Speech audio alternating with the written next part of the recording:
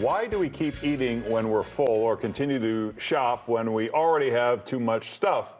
And how do we stop ourselves from mindlessly scrolling through Instagram or Facebook? A new book says it is possible to stop cravings before they start. It's called Scarcity Brain: How to Fix Your Craving and Rewire Your Habits to Thrive with Enough. Author Michael Easter joins us now to talk about it. Good morning. Good morning. Thanks for having me. Good morning. So let's start about, with people craving food at different times of day. You say the problem is not you, it's this scarcity mindset. What do you mean by that?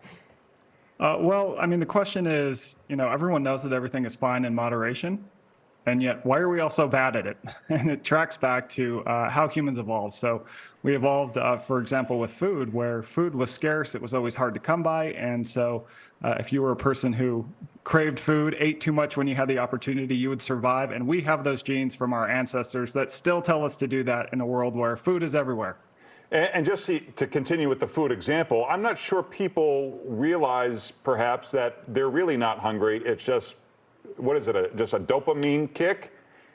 Yeah, well, here's a crazy stat. 80% of eating today is driven by reasons other than true hunger. So we eat because it's a certain time, we eat because we're bored, we eat because, as you said, it's a fun distraction, and that can often hurt us in the long run. So what do you do to stop it, these triggers?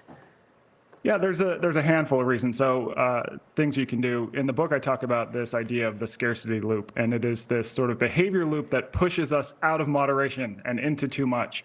And you can alter any of the three parts of the loop. So one of the big things that you can do is just, with food, is simply take away the accessibility and ease of eating the food.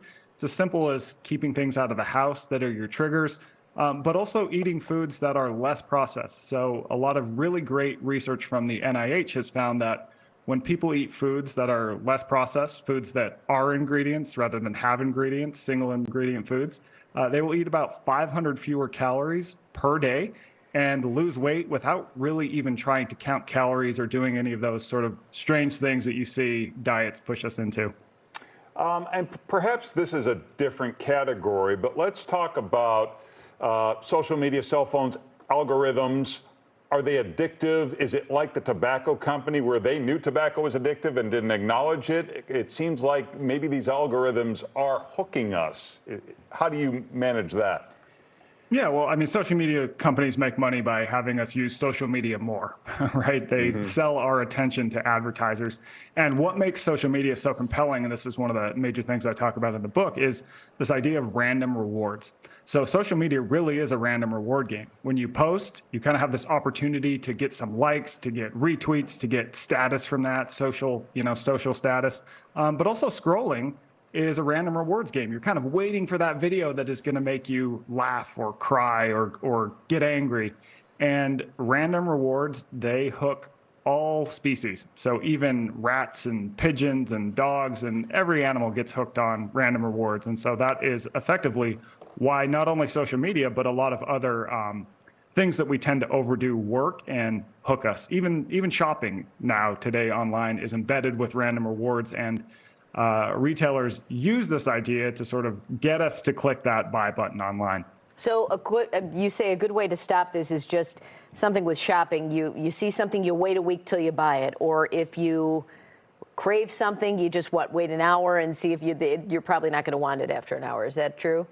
Yeah, finding ways to insert a delay. So for example, the casino industry, they found that when they were able to remove the levers from slot machines, and instead to start the game, you pressed a spin button. That sped up behavior, and it doubled the rate at which people gamble and play slot machines. So people went from playing, say, 400 games an hour to more than 900 games an hour. Speed is the real big determinant of how often we'll do a behavior. Interesting. Well, for more, you can check out EasterMichael.com or follow Michael on social media for more. And the book is called Scarcity Brain. Thanks for being with us. Thanks, Michael. Thanks so much for having me. I really enjoyed chatting this morning. Great.